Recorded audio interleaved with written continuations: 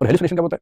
जब आप highly emotive state में हो, बहुत इमोशनल है, या कुछ रसायन का सेवन किया हुआ है, रसायन समझते, केमिकल, कुछ केमिकल का सेवन किया हुआ है, तो आपके दिमाग में कुछ ऐसी लगता है, आपको भी लग रहा होगा ना कि आत्मा फाइनल हो गई, अब तो कितना अच्छा लगता सुन के, मजा आया था सुन के। लेकिन इसके बाद कंप्यूटर विकसित हो गए, और कंप्यूटर के सीपीयू में आत्मा नहीं लगाई जाती है, हार्ड डिस्क होती है, और उसमें क्या क्या होता है, एक एल्गोरिथमिक एएलयू होती है, अरिथमेटिक लॉजिकल यूनिट होती है, एक मेमोरी यूनिट होती है, और वो सीपीयू और उसके पार्ट्स बिना आत्मा के गणितीय सवाल भी सॉल्व कर देते हैं, रीजनिंग भी हमसे अच्छे कर लेते हैं, अब तो लैंग्वेज भी करने लग गए हैं, उनकी मेमोरी भी हमसे शार्प हो गई है, हम तो भूल भी जाते हैं, भूलते ही नहीं कभी, हमें याद है तो भी एक बार निकाल नहीं पाते बाहर कि यार एक मिनट को याद नहीं आ रहा, याद नहीं आ रहा, याद नहीं आ रहा, एग्जाम के बाहर निकलते याद आ जाता है। कंप्यूटर में तो ये भी नहीं होता कि जो है खटक से रिट्रीव हो जाता है, याद आ जाता है। उनका तो ये भी है कि अगर मेमोरी ज्यादा हुई कंप्यूटर में, हार्ड डिस्क में ली, बाहर निकाल ली और भर ली, बाद में फिर अंदर ले। हम तो ये भी नहीं कर सकते थोड़ा बाहर निकाल दिया फिर वापस लेके आ गए, बाहर निकला तो फिर निकल ही गया कि बाहर में काम खत्म। अब कंप्यूटर के विकास ने और आर्टिफिशियल इंटेलिजेंस के बाद तो बड़ी तबाही है। मनुष्य एक ही भरोसे पे चल रहा है पिछले 20-25 साल से कि आर्टिफिशियल इंटेलिजेंस कुछ भी कर ले, क्रिएटिव थिंकिंग नहीं कर सकती, इमोटिव तरीके से नहीं सोच सकती।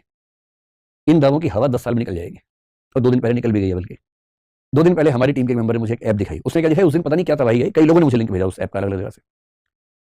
एक AI पता नहीं क्या उसका नाम है, आप कहेंगे तो बता दूंगा, आपको पता ही होगा, आप लोग तो यंग लोग हैं।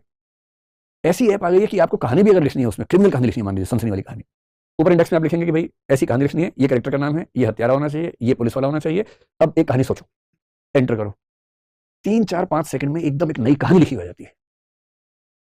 ये क्रिएटिव थिंकिंग नहीं है तो और क्या है? बड़ी तबाही आने वाली है आने वाले समय में। जितना हमको लगता है कि हम लोग बहुत ही यूनिक टाइप के लोग हैं, कुछ नहीं है, हम गुरिल्ला के चचेरे भाई हैं। हम दरअसल वही हैं, हम पेड़ पौधों के 370 करोड़ साल बाद के वंशज हैं, और उसी तरीके से हमारा विकास हुआ। तो कॉन्शियसनेस की पूरी स्टडी फिलोसफी में जब करते हैं, इसको बोलते हैं साइकोलॉजी। मन क्या है, बुद्धि क्या है, मस्तिष्क क्या है, प्रज्ञा क्या है, चेतना क्या है, कॉन्शियस माइंड क्या है, सबकॉन्शियस माइंड क्या है, अनकॉन्शियस माइंड क्या है, इच्छाओं और विवेक के बीच का जो द्वंद्व है, एक तरफ लस्ट है, डिजायर्स हैं, एक तरफ उसे कंट्रोल करने वाला सुपर ईगो है, ये द्वंद्व क्यों होता है, कन्फ्लिक्ट क्यों होता है, इन सारी की सारी स्टडीज को एक बात में बोलते हैं साइकोलॉजी।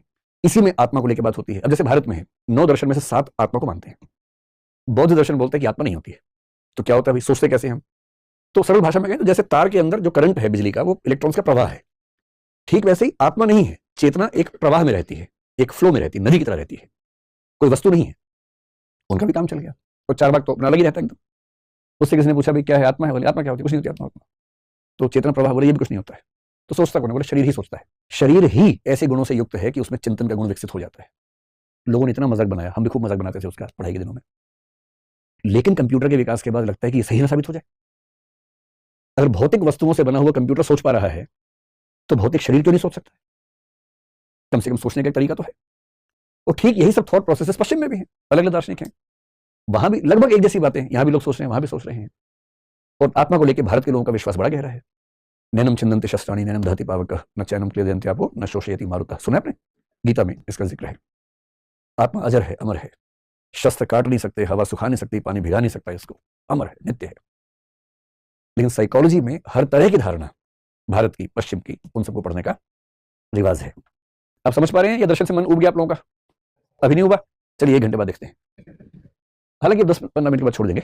तो फिलोसफी में जो सबसे रोचक ब्रांच है वो है मेटाफिजिक्स। हालांकि आजकल के जो नए फिलोसफर्स हैं वो बोलते हैं कि मेटाफिजिक्स से बात करना व्यर्थ है, समय खराब करना है, क्योंकि हम कितनी भी ताकत लगा लें इसके बारे में कुछ जान नहीं सकते। और इसलिए मेरे सबसे प्रिय दार्शनिकों में से कांट, इमैनुअल कांट, जर्मनी के 18वीं सेंचुरी के दार्शनिक हैं, उन्होंने एक विचार दिया एग्नोस्टिसिज्म, जिसका मतलब अज्ञेयवाद, जिसका मतलब है कि हम जान ही नहीं सकते, हम ईश्वर के बारे में जान ही नहीं सकते, आत्मा के बारे में जान ही नहीं सकते। तो जान ही नहीं सकते तो क्यों टाइम खराब कर रहे हो भाई? छोड़ो, आस्था का सवाल है। यदि आप ईश्वर को मानना चाहें तो शौक से मानिए, न मानना चाहें तो शौक से मत मानिए, लेकिन दूसरे पर टीका टिप्पणी मत कीजिए, दूसरे को परेशान मत कीजिए कि तू क्यों मानता है ईश्वर को। अरे भाई उसकी मर्जी मानने दो, और वो भी आपको परेशान ना करे, तू क्यों नहीं मानता, तू नास्तिक है, तू गंदा आदमी है। ऐसा ही मत करो, उसकी चॉइस, आपकी चॉइस, सबकी अपनी चॉइस है। तत्व मीमांसा के बाद जो दूसरा आता है, जो उसकी ब्रांच है, उसको बोलते हैं एपिस्टेमोलॉजी। नाम बहुत मुश्किल है पर तनाव नहीं लेना है, हिंदी में इसको बोल देते हैं ज्ञान मीमांसा। ये फिलोसफी की ब्यूटी देखनी हो तो वो ये चीज है, किस गहराई पे जाते हैं ये अगर देखना हो तो वो ये है। और बाकी तो 2 प्यारी प्यारी ब्रांचेस हैं, उनमें तो दिक्कत नहीं है, यहाँ थोड़ा सा टेंशन का मामला रहता है। एपिस्टेमोलॉजी, एपिस्टे जो शब्द है इसका मतलब है, एपिस्टेमो का मतलब है ज्ञान, लोगस का मतलब होता है जानने का पूरा प्रोसेस। जैसे हम ज्ञान प्राप्त करेंगे ब्रह्मांड का, वो तो बात की बात है, पहले ये तो चेक कर ले कि ज्ञान प्राप्त करने का प्रोसेस ठीक है कि नहीं है।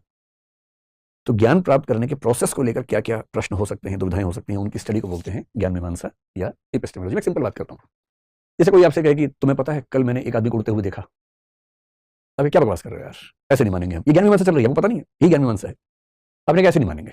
इसका मतलब आप प्रमाण मांग रहे हैं। ज्ञान मीमांसा में एक प्रश्न है प्रमाण, प्रूफ क्या है, एविडेंस क्या है? कहते मैंने अपनी आंख से देखा है। अब नहीं यार नहीं, जब तक मैंने देखूंगा नहीं मानूंगा। इसका सरल सा मतलब है कि आप केवल प्रत्यक्ष को प्रमाण मानते हैं, शब्द को प्रमाण नहीं मानते। शब्द का मतलब किसी दूसरे व्यक्ति का प्रमाण नहीं मानते हैं, खुद देखेंगे तो ही मानेंगे। तो उसने कहा ठीक है, कल तुम भी चलना, कल भी शो है। नेक्स्ट डे आपने सच में देखा आदमी उड़ता हुआ।